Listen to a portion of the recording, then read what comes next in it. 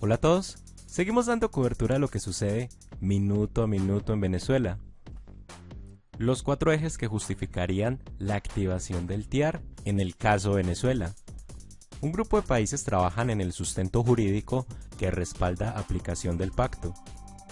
Muchas gracias por ver, comentar, compartir, suscribirse y activar la campanita de notificaciones. Así no se perderán detalle de los videos que subimos todos los días al canal con el minuto a minuto de lo que está sucediendo hasta ahora en Venezuela. Un día después de la sesión en la Organización de Estados Americanos, OEA, donde se tomó la decisión, con el voto de 12 países, de invocar el Tratado Interamericano de Asistencia Recíproca, TIAR, para enfrentar la crisis que se vive en Venezuela, un grupo de países, entre ellos Colombia, trabajan ya en el sustento jurídico que servirá de base para las decisiones que tomarán los cancilleres de la región cuando se reúnan en Nueva York en 2 semanas. Hay 4 hechos particulares que servirán de eje para justificar tanto la invocación del TIAR como la imposición de posibles nuevas sanciones contra el régimen de Nicolás Maduro. La primera de ellas es la crisis humanitaria que ha causado Maduro en su país y el efecto desestabilizador que viene causando en muchos países de la región el éxodo masivo de venezolanos. Un segundo elemento será el nexo del régimen con grupos criminales de alcance transnacional y con el tráfico en particular. Asimismo, se esgrima que Maduro está dando refugio y apoyo a grupos terroristas colombianos como el ELN, las FARC y en abierto desafío a las resoluciones de la ONU y de la misma OEA.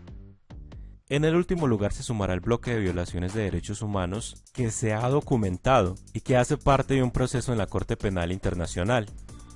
De acuerdo con las fuentes, no se trata de un tema en particular, sino de la sumatoria de estos 4, lo que permitiría la invocación del tratado y las acciones que el acuerdo contempla. Una distinción importante porque para Colombia no es conveniente que se considere la presencia en Venezuela de grupos terroristas como una justificación en sí misma para la activación del tratado.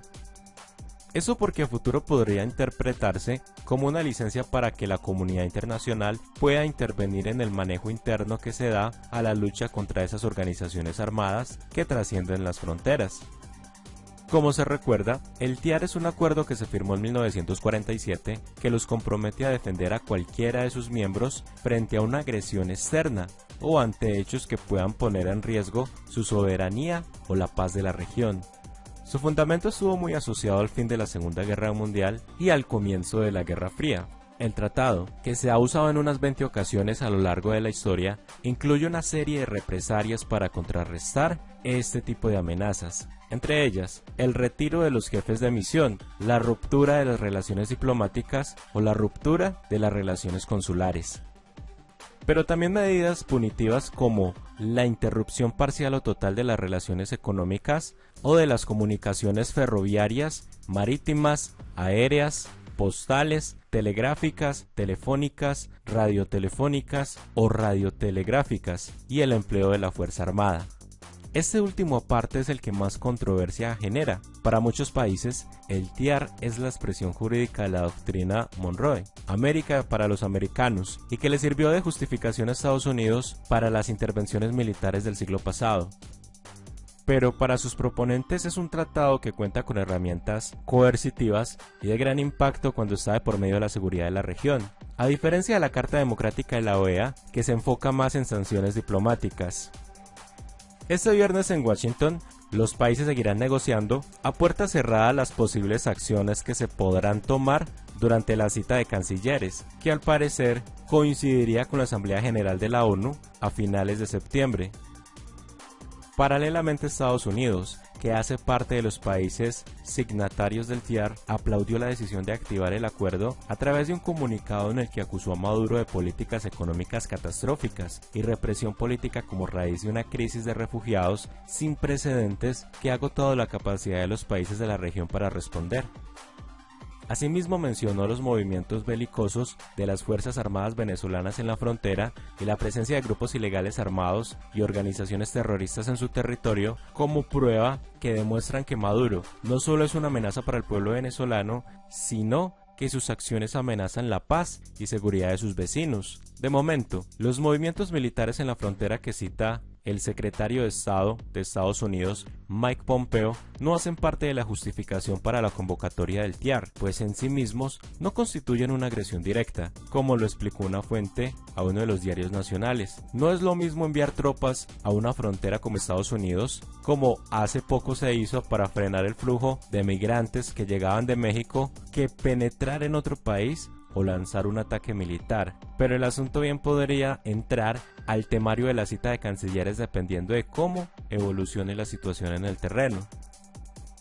Un cordial saludo a todas las personas que están ingresando al chat, nos dejan su opinión en la sección de comentarios y nos apoyan con un super chat y dándole me gusta a este video. Seguimos dando cobertura a más noticias. Nos tomamos fotos con mucha gente, mencionó Guaidó sobre imagen con rastrojos. El líder opositor dijo que la imagen se tomó cuando intentó ingresar ayuda humanitaria a Venezuela.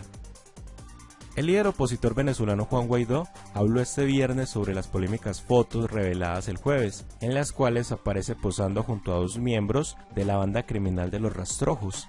Las imágenes fueron dadas a conocer a la opinión pública por la Fundación Progresar de Cúcuta. En una entrevista con Blue Radio, Guaidó detalló que la imagen se tomó en febrero pasado, cuando una comitiva humanitaria intentó ingresar, sin suerte, toneladas de ayuda humanitaria al país vecino, y él cruzó la frontera para apoyar el proceso desde Colombia.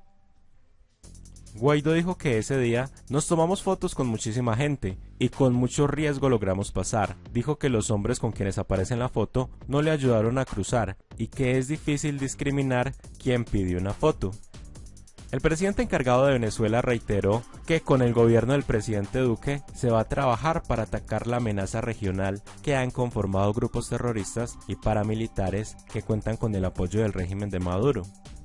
Pasamos por trochas y nos tomamos fotos con mucha gente. Cruzamos con riesgo, incluso frente a los colectivos que son amparados por Maduro. Pasamos por más de 11 bloqueos en la zona fronteriza. Incluso varios de los diputados que nos acompañaban fueron retenidos. Fue un momento muy complicado, explicó el también presidente de la Asamblea Nacional de Venezuela.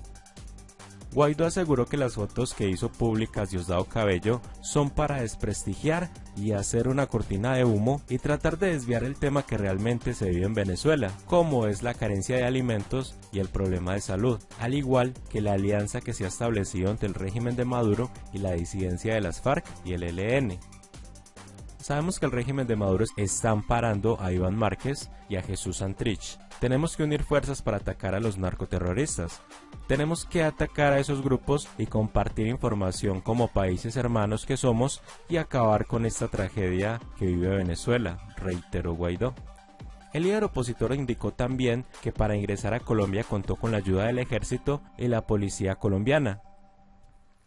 La dictadura se ha encargado de apoyar a todos esos grupos irregulares. Ese 23 de febrero crucé con el apoyo de mucha gente, ciudadanos que me ayudaron. Nuestra idea era llegar para llevar a Venezuela la ayuda humanitaria. Fue mucho el fervor, pero lastimosamente no se pudo entregar la alimentación como teníamos planificado, respondió Guaidó. Finalmente, el presidente encargado dijo que ya se está trabajando de manera conjunta con el gobierno colombiano para permitir intercambio de información para combatir esas bandas con la ayuda de la tecnología satelital. Debemos trabajar en conjunto para acabar con esas bandas de narcoterroristas que son amparadas por el régimen de Maduro, subrayó. Pero ¿ustedes qué opinan de estas noticias? Ahora los invito para que escuchemos diferentes declaraciones sobre lo que está sucediendo a esta hora en Venezuela.